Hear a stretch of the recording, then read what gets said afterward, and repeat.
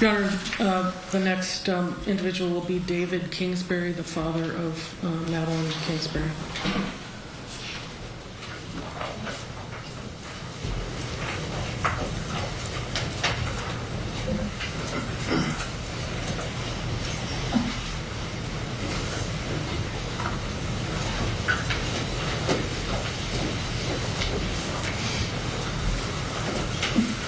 Good afternoon, Your Honor. Good afternoon, Mr. Kingsbury. For the record, my name is David Kingsbury. I'm Madeline's father.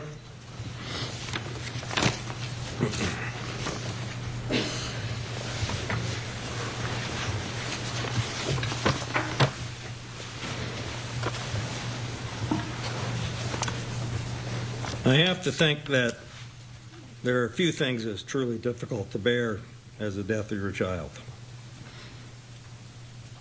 The exception being that child brutally and senselessly murdered. It's an almost intolerable weight. Each morning my mind painfully adjusts to the realization that it's not just a bad dream. Madeline is still really dead, and Adam Fravel killed her.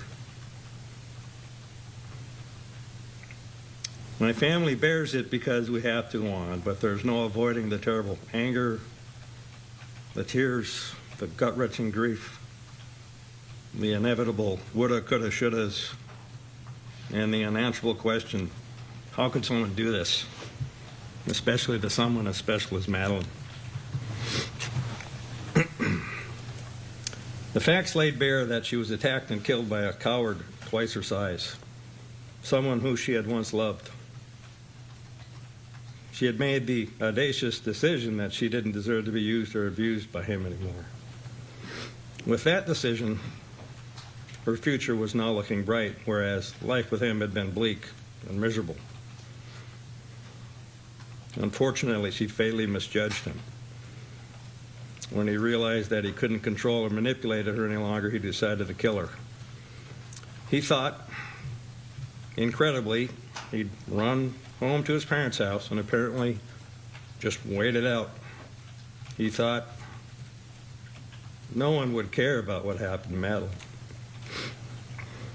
No one would be the wiser. She'd just fade into memory while he'd get away with murder. There's really no words to adequately describe what impact this has had. I've experienced many things that will stay with me always. With a few examples, you can perhaps put yourself in my place.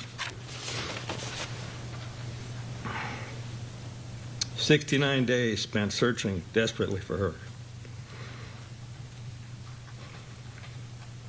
Nights staring out into the darkness, wondering where she was.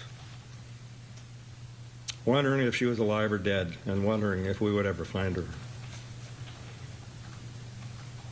Then informing my family that our beloved daughter and sister was found dead.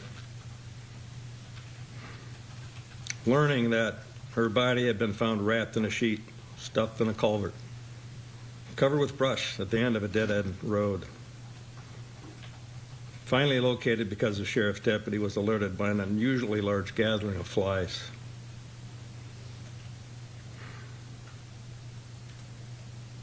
Authoring my youngest child's obituary.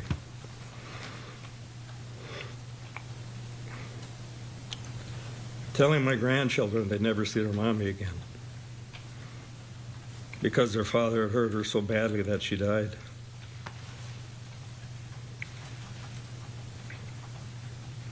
For my final goodbye to my beautiful daughter, I held her, talked to her, sung to her, and promised we'd get her justice. She was in a body bag. Megan wanted to see her sister's body.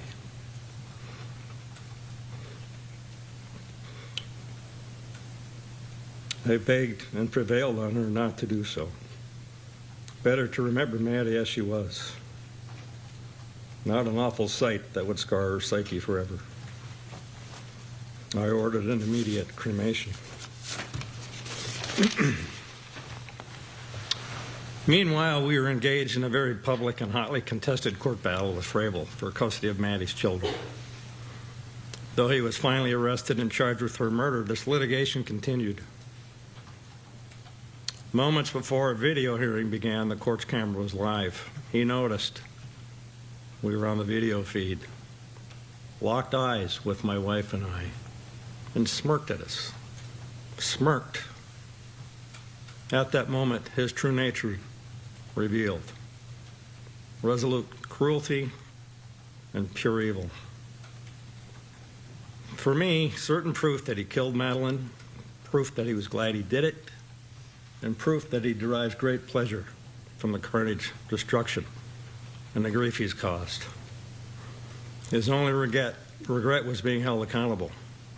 The crocodile tears he shed in the courtroom the day the guilty verdicts came in were for himself. No remorse for what he's done to Madeline, to Ellie, and Noah, or the people that loved them.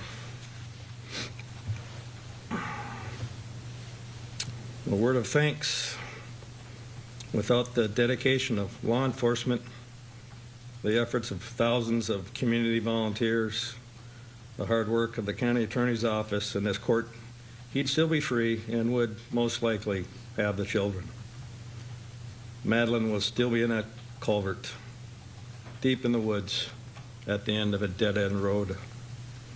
My family owes a debt we can never repay. One of my greatest fears when Madeline disappeared was that no one would care. Thank God that wasn't true. She would send me messages, and it always came up on my phone that it was from the world's greatest kid.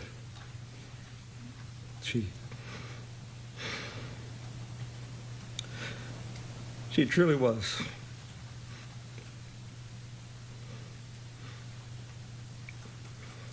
And always will be the apple of my eye. Her name is Maddie. Thank you.